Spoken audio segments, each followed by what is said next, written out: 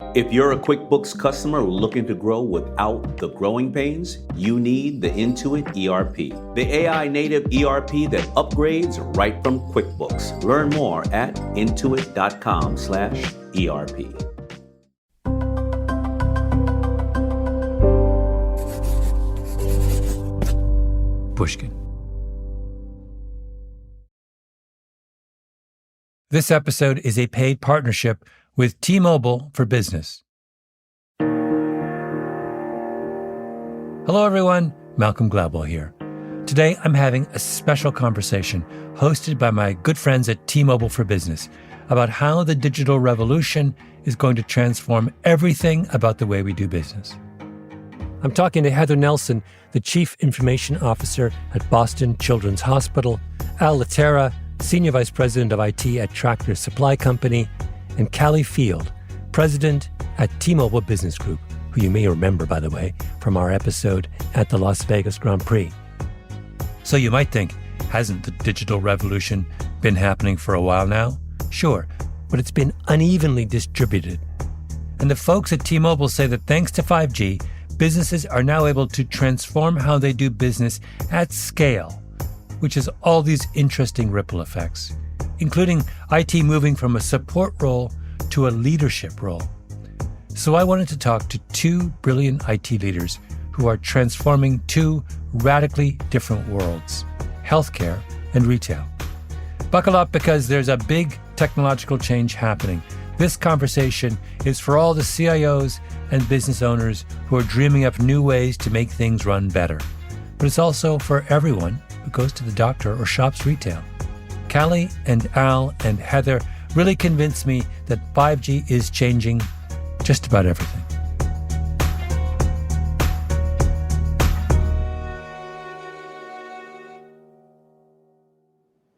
With me is Al Laterra. You run IT for Tractor Supply. Yes. One of the grandest, oldest is a Tractor Supply not far from my home, so I drive by it all the time. And then we have Heather Nelson, and you are the CIO for Boston Children's Hospital. I am. And then we have the president of T-Mobile Business Group, Callie Field. Callie, we have done this before. We have. I really look forward to this conversation. Well, I wanted to start with you, Al, and I wanted you to give me a kind of blue sky picture of where you would love to be 5 years from now with Tractor Supply and things digital. Yeah, 5 years from now is really going to be 18 months from now. So, because it's going that fast. Yeah. But to us as an organization in service of our customers and our team members, it's really going to be a consumer and team member centric strategy that is really taking into consideration putting everything at the fingertips of the team member and the customer. So it's right there, available to them when they're either shopping, they're working on their farms, or whether they're working within the communities that they're serving. It's all the information that they need is at their fingertips. Heather, do you have give us a vision? A vision? I'm going to use one of your phrases. We really are at a tipping point with the healthcare delivery and the enabling technology. Our patients are consumers, and we have to make it easier for patients to come to us. We have to make it easier for physicians, care team members to care for those patients. So self-service and access will be where we need to focus on. And I know for Boston Children, it's one of our pillars in our strategic plan is to increase the access and the self-service for our patients. Al, you talked about both customers and people who work for Tractor Supply. Mm-hmm. You think of this as being a revolution that's equally weighted in those two groups, or does it tilt in one direction more than another? No, it's equally weighted. The intersection of technology, with the retail industry is not just focused on the customer side. The team member interaction with the customer is paramount to our success. If you go back, we've been in business 85 plus years. The secret sauce of our business is our customer relationship. So the team members are facilitating that. And without the right tools, without the right experiences, without the right information, making them more productive and just giving them, access to whatever it is they need to service those customers is paramount to the success of our overall digital strategy. I was just going to jump in, and I love working with both of these leaders because they are so customer-centric, which I think really resonates with me at T-Mobile. But I love the call out for the digital transformation impacts the way that you're able to serve your customers and the relationship that you have with them in so many profound ways, especially given AI and where it's taking the need for data and connectivity, but also for your employees. In a digital age, a lot of times people ask me, well, why do you need to invest in your employees and or your providers in the same way? Because everything is self-serve and digital. I think of it like Iron Man having Jarvis. You equip them with the technical tools that make them the very best heroes for your customers, and that's something that I appreciate about that. And we want to empower our patients. And yes, we're a children's hospital, but these kids know technology. Yeah. They know how to use iPhones and iPads, and so why not make sure that they have the tools and the apps to do that at home, to do that so that they're empowered and they feel in control of their care. Heather, give me a concrete example of something you would like a patient to be able to do that they can't do now. I would say any of the wearable devices. What if we were able to do more home infusions for our cancer patients so they don't have to drive and to come to the hospital? And then making sure that information then gets back into the electronic health record seamlessly. So the physician knows that Heather's getting her infusion that day, and we can call and be proactive with her parents. That's what I want to see. I want it to be almost like concierge care for our patients. Is there an obstacle to getting there right now? Well, we are starting to break down those barriers with our 5G cellular network. Hospitals, for example, we've been so reliant on Wi-Fi, and Wi-Fi is just not meant for a mobile environment. It's not meant. I have calls drop from the OR to the ICU, and that's frustrating for clinicians. I went into my bank yesterday where I banked for 20 years because they had locked me out of my account digitally, and I had to do something, transfer money. And I went in to transfer money, waited in line, finally got to the teller, went through all kinds of stuff, and then she looked at me and she goes, "Can't do that." I was like, "Why can't you do it?" And she said, "I'm not making this up." She said, "Wi-Fi's down." It's like, all right. Anyway, See, that's what happens, right? When these guys don't deliver, you lose customers. By the way, no one seemed to care at all that they had lost me as a customer, which it hurt my feelings. Wi-Fi is not going away, but it doesn't have to be my primary focus anymore. And also, it's not just about the four walls of the hospital anymore. We want to, one of our other strategies over the next couple of years is to do as much care at home as possible and to have a 5G-enabled environment that levels the playing field for our patients. Wi-Fi was a great solution in the 4G era, and as we start to learn to use data differently, and we start to see the evolution of how we can take important customer or patient information and get smarter and provide better solutions or faster, or whether it's from a cost perspective or whether it's from a quality of treatment perspective, the amount of data that is available to us and us being able to do something with that data is so quickly and rapidly evolving. And in a Wi-Fi world, you need more consistency, you need SLAs, and you need SLA is? Service level agreement. So you need to be able to say, for this type of surgery or using this kind of machine, if we're going to capture data, or we're going to actually, in the future, use an automated device to do some important kind of function, we need to be able to say the latency and the capacity, that those things are firm and that there's no variation. And you can't do that on a Wi-Fi network when you've got hundreds of other kinds of connections all around it. But with a private network or a designated network slice, what you're able to do is to say, okay, these are the guaranteed service levels that we're going to give this connection all the time. In other words, I can build bespoke digital connections between individual bits of technology and some kind of central command post in a way that I can't do with Wi-Fi. Yeah. And the other thing is, as Heather does more and more transformation of the way that her IT organization serves their ultimate mission as a hospital and for children, the amount of connections are going to increase. I mean, they already are. It's probably from hundreds to thousands to tens of thousands. What do you mean when you say amount of connections? Be more. I mean, every physician has their own cell phone. A nurse has, his or her own cell phone plus a device that's provided to them for their clinical shift. They've got workstation on wheels. We've got workstations, at the nurse's station. We've got medical devices. We've got ventilators. We have, IV pumps. All of those things are wired, if you will. And then you have the patients who have their devices, their iPads, their cell phones, and everyone expects everything to work perfectly. Mm-hmm. In addition to that, aside from the quality of service that you receive, you think about patient data or HIPAA compliance in your field, the security measures that are required. If you have to do VPN and Wi-Fi access for every one of those secure, there's a lot of room for attack and error. Mm-hmm. And one of the things that we've been talking about and working with all of our customers is how do we take the very connection and encrypt it? I want to come back to that point in much more detail, but before we I want to talk to you, Al.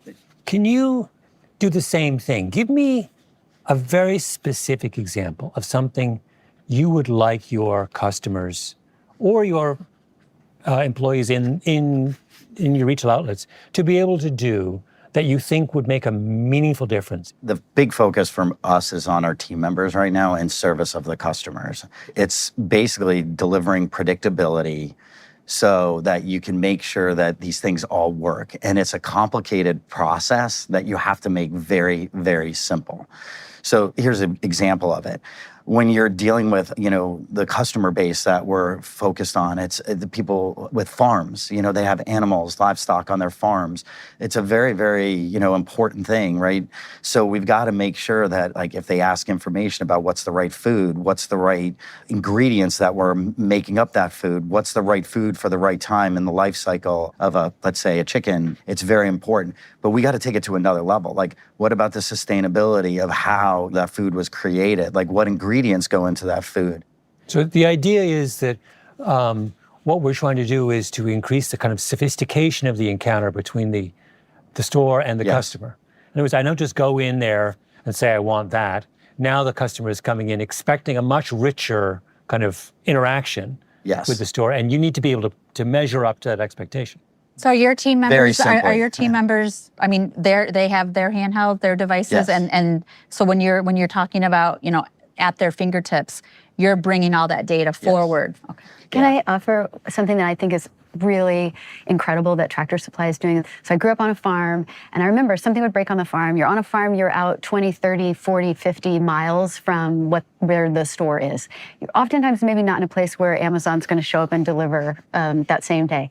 To be able to work with a retailer that understands when you have to stop and go and get the correct solution for the thing that broke down, the timing of crops or the timing of when you've got to get cattle ready for sale is so important that if you have to go off and spend 8 hours to track down where do I get the thing that I need, it really does have an impact on your profitability, your bottom line as a farmer. And I think you guys are really helping to bring technology into a way that really serves your customers.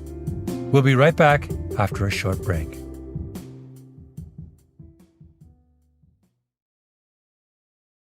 If your finance team spends more time finding data than using it, if there's one entity here and one there and one here and one there, if scaling your business feels like starting over, you need the Intuit ERP. Intuit Enterprise Suite is the AI-native ERP solution that's powerful, painless, and proven.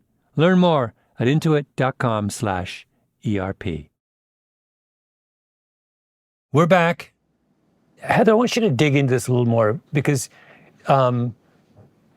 there is probably, when I compare the two worlds that you guys come from, consumer reactions, feelings about those two worlds are very different. Mm-hmm. There's an enormous amount of customer dissatisfaction in healthcare. It's annoying to go to your doctor or the hospital half the time. Yes. 17 million forms. Doctors hate digital health records. When you think about where healthcare started with the electronic health record, it was everything that we did on paper, we're going to now make it electronic. Mm-hmm. And I remember talking to some EHR, electronic health record vendors 25 years ago, and they're like, we're going to make it faster. We're going to make it easier for physicians. And I said, never tell them that. because nothing is faster than a piece of paper and a pen when it comes to documenting.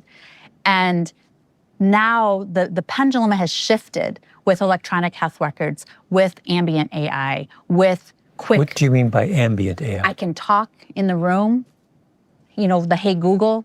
Oh, I see. Okay. Yeah. And we've been piloting that in some of our nursing units where they come into the room and they can talk to the patient and capture that information instead of sitting there with their back to the patient typing.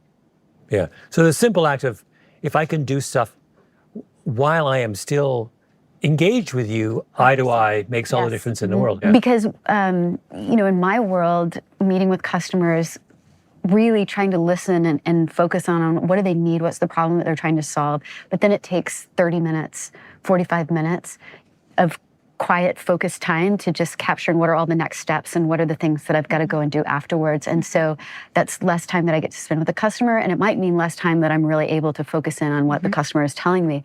But with tools that we have today that we're already using and selling and providing for customers, we're able to take recorded sessions like this, and the AI will summarize the action items, and we'll even set up a calendar appointment. So I think about in healthcare, if I were able to get the discussion with the doctor and they say, hey, Callie, you're 45, you need a colonoscopy. Wouldn't that be great if it was already scheduled and that follow-up was already taken care of? Because I may not want to schedule that. I mean, admitting that I'm 45 and have to follow up, it might be more than I can handle. But if you can use, and I'm making a joke, but imagine what that will empower in terms of healthcare for us to have tools that take people from not wanting to deal with the message and putting them into the next step. It's the concierge care. Well, this brings up a question I had for Al. You're asking a lot more of your retail staff.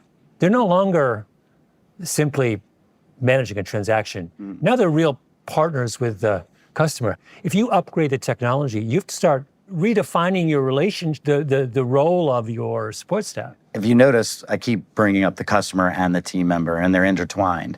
That's one of the reasons why, is because you got to think through all this. As you add more capabilities, you got to increase the productivities. Like, how do I use AI to actually generate code? We actually do that now. How do we use it to generate test scripts so that we can test things faster, get it into market?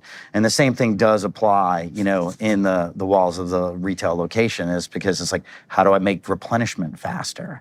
How do I make, labeling faster in a store? What's the process for that? So anything and everything is on the table now. So when you rule out the big difference between your world and Heather's is, Heather, you're at one institution. How many stores does Tractor Supply have? We have 2,200 Tractor Supply stores and 200 PetSense stores. Yeah.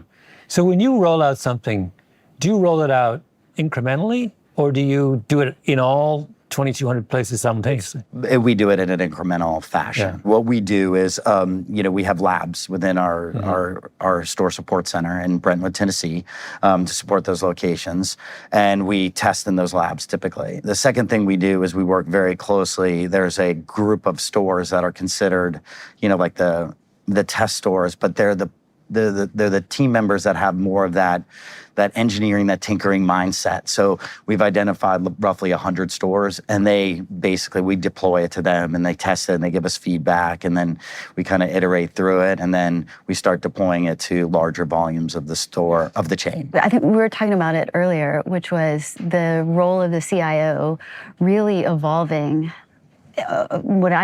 The work that I've done at T-Mobile for 20 years with my IT teams is very different today than the work that we were doing 20 years ago. And I think you all, it's fun to hear you talk about your risk takers, or you want to move fast, because of the speed of what is happening with data and what is happening with the connectivity solutions and what we can do with AI. And I think in retail and in healthcare, there's people that are willing now to push the limits. So you're now a culture leader for your company, whereas before, I don't know if I thought of my head of IT as a culture leader for the company per se, but you're changing the way that people work. You're changing what they are able to provide for their customers in profound ways. And I think that's a really cool part of your jobs. How long before an IT person becomes the CEO of a traditional bricks and mortar company? that's my ultimate goal, is to be CEO of a hospital someday, for reals. Yeah. It's a big jump, because if you don't position yourself as a partner with the strategy and with the business, especially in healthcare, then you become the order taker. And my philosophy is, I don't want my IT teams to be order takers. Yeah. I want us to be seen as partners. I'm curious about the relationship between, the interaction between you and non-IT people in your organizations. We spoke about this a little bit. I want to dig in on this. Are there parts of your vision for the company that are difficult to convince others of, to explain, do people get how, you said, Heather, you guys are at a tipping point. Do non-IT people get that? Is it a hard time convincing them? It's sometimes. What's I hard will about tell it? you the introduction of a private 5G cellular environment, first of its kind in healthcare. I really had to sell that to the organization, because they're like, well, we have Wi-Fi. And they said, then why do you keep calling me and telling me that your calls are dropping from the OR to the ICU? So putting it into some, to articulate, not to talk about the bits and the bytes, but to talk about what problems are we trying to solve, and can technology do that? And if so, are you willing to do that with me?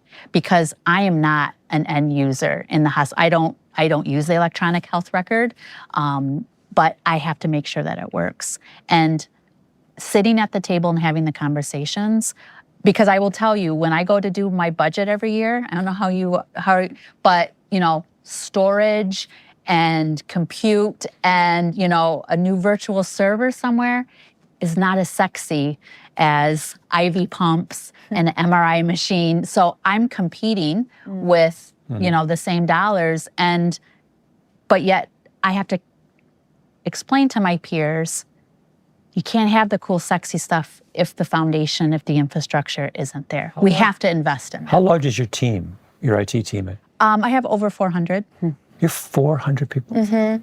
How large is your team? So we have roughly 400 team members and about 1,000 contractors that work for us. You're talking just about the IT? Yeah. Oh my goodness. Yeah, it's a complicated enterprise. I mean, A lot of different skill sets. Yeah. 5 years ago, how large probably half the size. is that the same for you, Heather? Yeah. In other words, I should be telling my daughters there's really only one thing you should be studying. Dentistry. That's where we need to go. CIOs have to prove the value of IT. Well, we have to market IT, because in healthcare IT, I'm not a revenue generating department. I'm not a radiology department. I'm not a surgical department. I'm a cost center. So I have to show the value, whether that's qualitatively or quantitatively, just about every single day. And so it's a balance. One of the things I love when I'm talking to people who are experts in a particular field is they see the world differently because you have an area of expertise the rest of us don't have, right? So this is a question along those lines. I would like each of you to describe a situation that you're in the world where you say to yourself under your breath, you guys really need my help. Give me the you guys really, I actually have one. I'm not an IT person. I have a you guys, not the story of my bank. I have another one. But Alan, I want you to go first. Give me an example of you guys really need my help. Honestly, experiences at concert events, sporting events.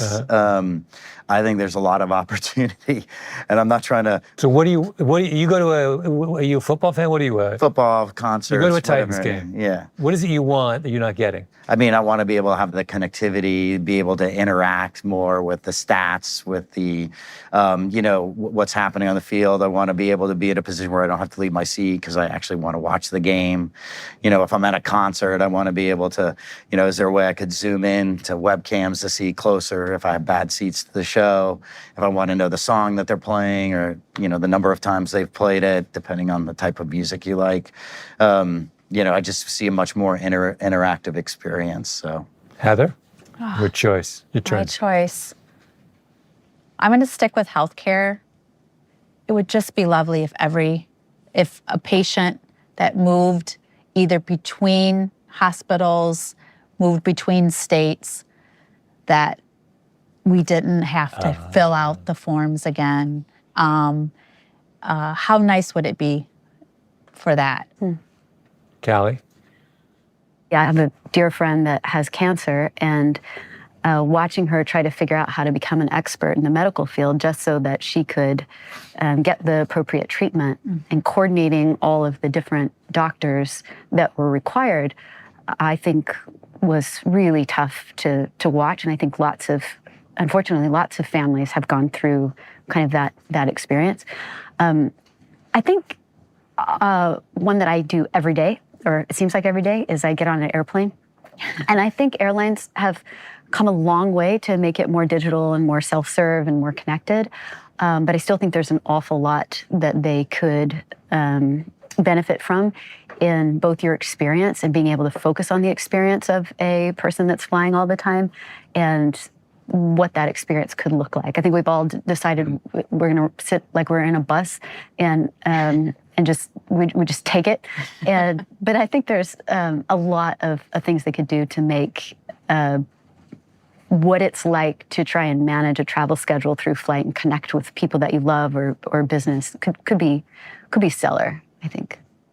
What I just came up with listening to you, Okay. which is, it's just about deplaning from the airplane, Oh my which gosh. drives me up the wall, right? So we have an AI system that creates an algorithm for what's the fastest way to deplane this thing. And it looks and sees where you are, how you're sitting. All you have to do is punch in how many bags you have and where they are. Yeah. And then you sit in no one moves. You sit in your chair with your phone, and your turn. the AI says, your turn. Malcolm, get up now. I swear to God, they would make it. Okay, here's my other one. I had the same thought. I was in a vacation with my family at some hotel. We go down to the restaurant in the morning. Person looks at me and they go, "What's your name?" They type it in. "What's your room number?" Type it in. "What's your telephone number?" Type it in. And then they stare at the screen for what looks like 45 seconds. Meanwhile, the place is half empty. And then they print out a piece of paper and take it and put it on my... It's like, is this 1985? Like, what is going on here? Why can't the person... All I want, to your point about healthcare, I mean, this is way, way lower stakes, but I just want someone to look me in the eye and say, "Welcome to the We have your restaurant." table. That's all I want. Table's right. Yeah. Like, this is, I feel like, would you give me your cell number at the end of this so I can just call you next time I have this experience? I just hand the phone to them. I have someone you should talk to. Yes, Malcolm. Okay. Thank you. Well, this has been incredibly fun. Thanks to all of you. Good luck with what you do. And may you, someday, we can do this in a couple of years, and I hope I'll be talking to the CEO of Boston Children's and of Tractor Supply.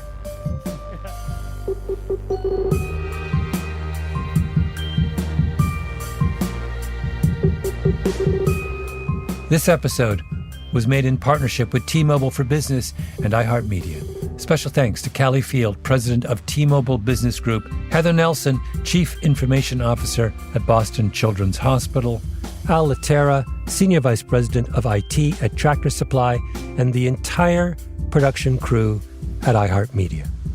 This episode was produced by Nina Lawrence and Ben Nadaf Haffrey, editing by Sarah Nix, mastering by Jake Gorski. Our executive producer is Jacob Smith. I'm Malcolm Gladwell.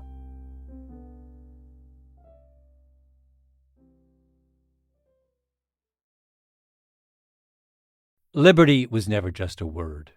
It has guided every American endeavor for the past 250 years. And now it takes form in a new way. The 2026 Semi-Quincentennial Coin and Medal Program from the United States Mint celebrates the founding ideals that have long shaped our coinage.